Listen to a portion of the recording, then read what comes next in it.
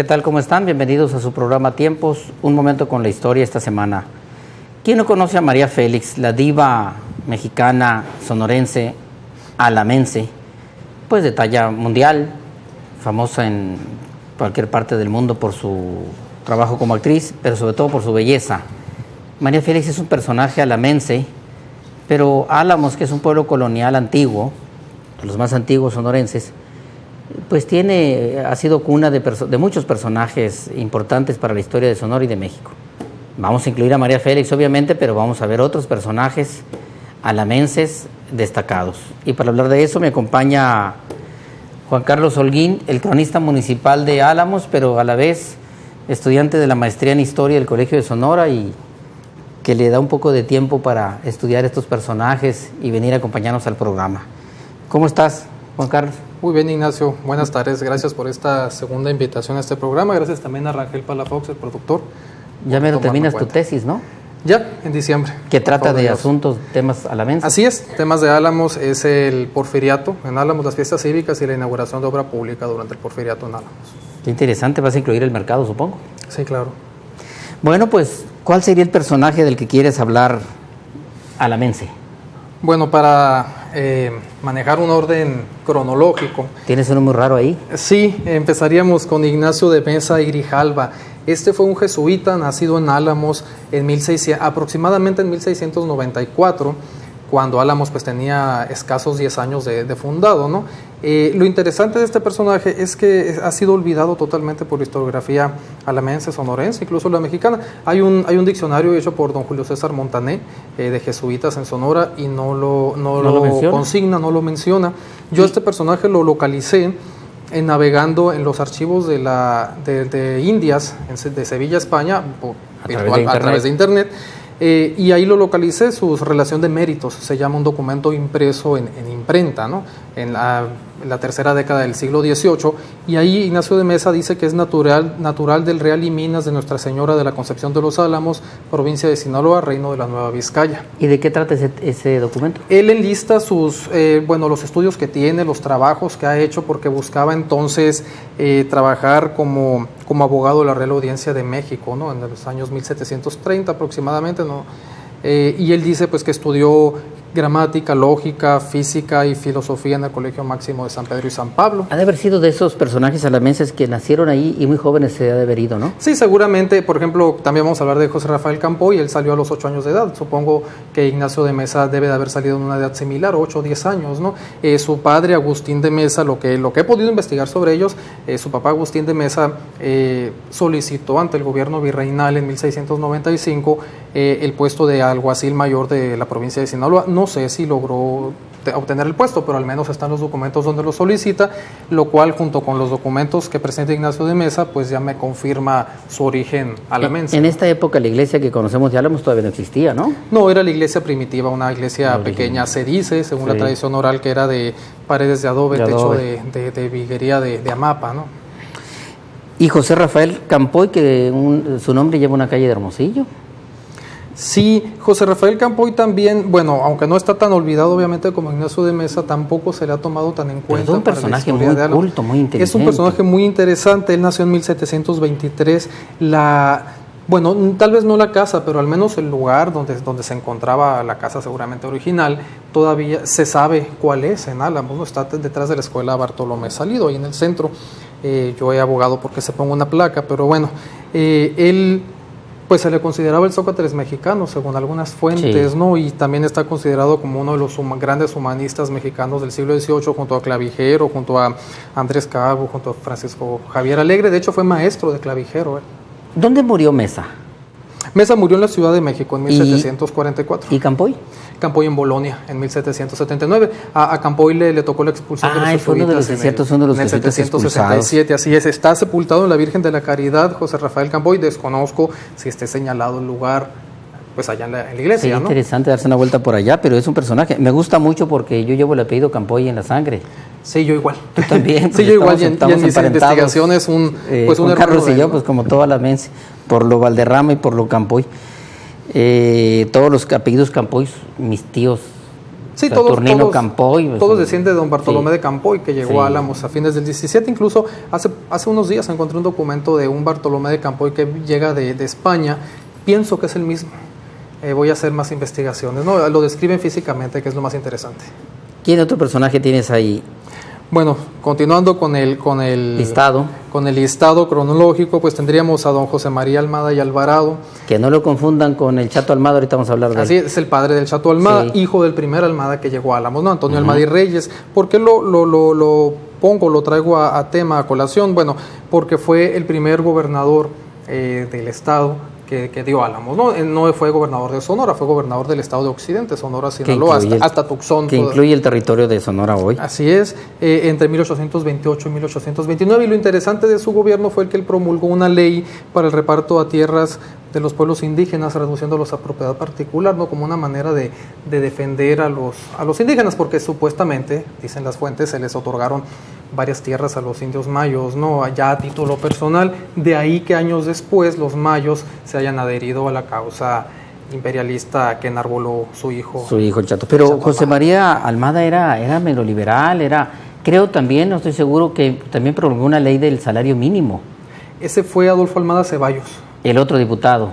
Diputado a fines del 19. Entonces este fue el de la ley de los reparto de los indígenas. Del reparto de tierras indígenas en el río Mayo. Era muy curioso porque era un personaje pues muy generoso, un hombre inmensamente rico, ¿no? Sí, él fue también director de la Junta de Fábrica de la Iglesia del actual Templo Parroquial de Álamos, ya cuando ya tenía bastante avance la iglesia, pero bueno, él fue uno de los que también apoyó su construcción, no nomás económicamente, sino con la dirección, con la teneduría de libros, como le llamaban. Todas las historias que se tejieron alrededor de su vida, ¿no? La casa que son muchas, la casa que está donde ahorita está el Hotel Los Portales, que se tendió las barras de plata. La hija que se casó y todo eso.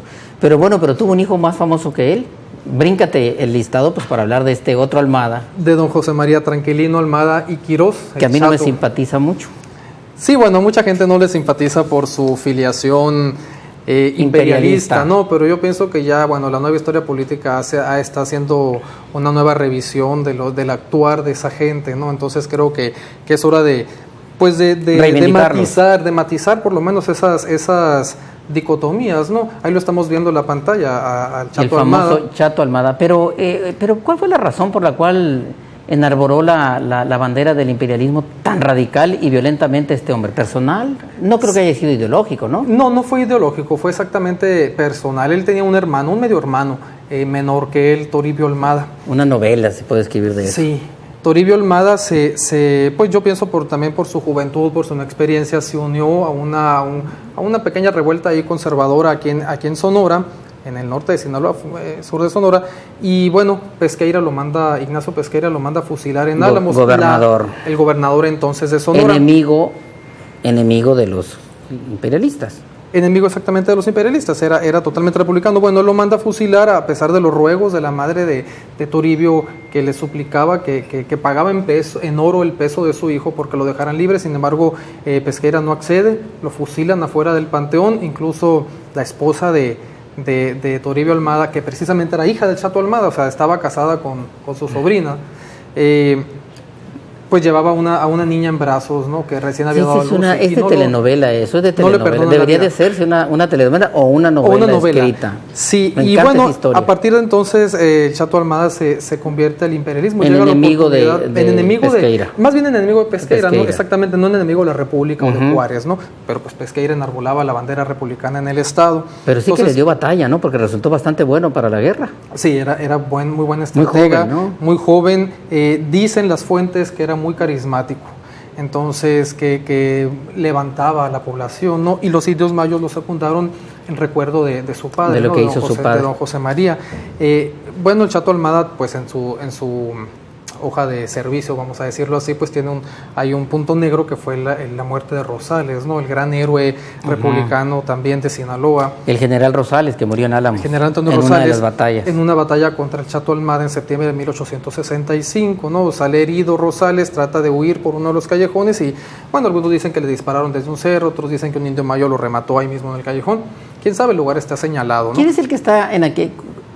¿No es Rosales el que está en aquel pequeño en el cerrito ahí de Guadalupe, que hay una placa? Sí, ahí fue donde falleció Rosales. Que yo de niño iba a ver esa. Sí, ahí está la placa, la pusieron en el centenario en 1865. Sí. Erigieron esa placa y hay fotos incluso con los supervivientes de la guerra posando ahí donde murió. Ahí atrás de la casa de mi tía Conchita, por cierto. Sí, en el centro, ahí arriba. Ahí Bueno, pero la muerte también es espectacular, la muerte del Chato Almada, también de película. Sí, meses después, en enero del 66, él pierde una batalla muy importante contra Ángel Martínez, otro general republicano muy importante que actuó acá en el norte. El líder de los macheteros. El líder de los macheteros. En esa ocasión, el 7 de enero, Ángel Martínez mata al hermano del Chato de un machetazo en la nuca, pensando que era el Chato, ¿no? Antonio Anselmo Almada, que está sepultado en Álamos, se conserva su tumba y su lápida.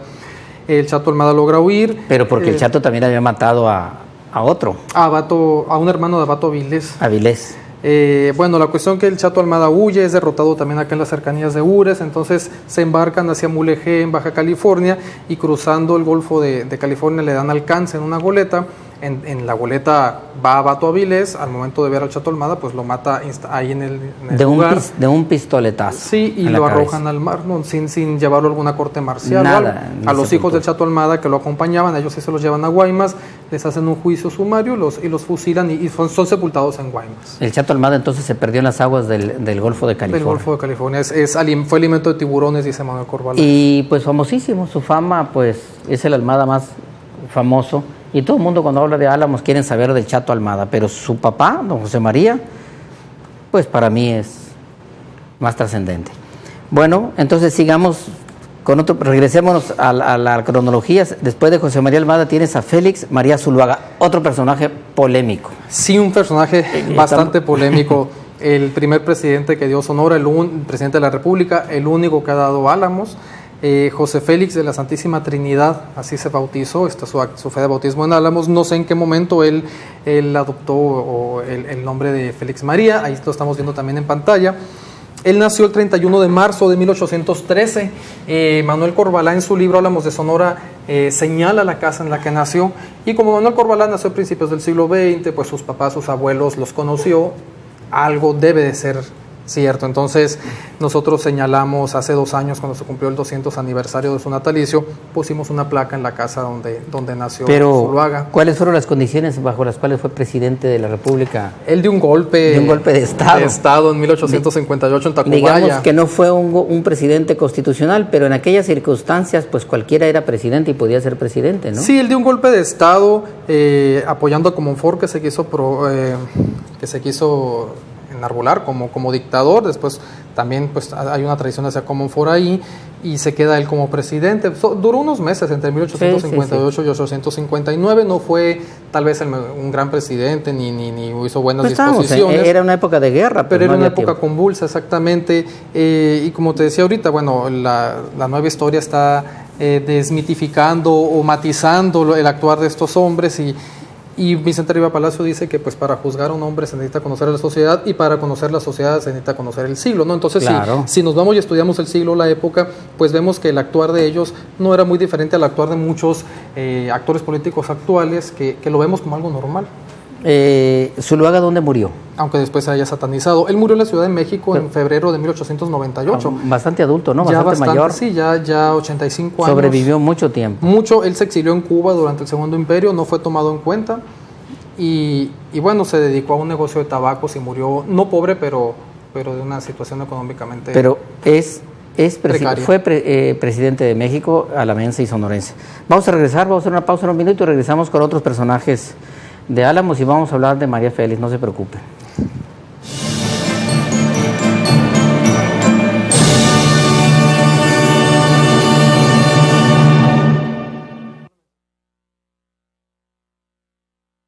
Ustedes ya nos conocen, yo soy Víctor Mendoza. Y yo soy Hilario Lea. Saben que hablamos con la verdad. Y que nuestras noticias tienen el sabor de la libertad. Y los invitamos a que nos acompañen en Mega Noticias. De lunes a viernes a partir de las 8 de la noche. No pudo a esa hora, los esperamos a las 10 de la noche. Acompáñenos por el 210 de Megacanal Sonora. Si ya cuentas con telefonía e internet de Megacable en casa, esta promoción es para ti. Si contratas el teléfono y el internet para tu negocio, recibirás grandes beneficios adicionales y una tarifa preferencial. Solo llama al 690-6000 y pregunta por nuestras promociones para suscriptores.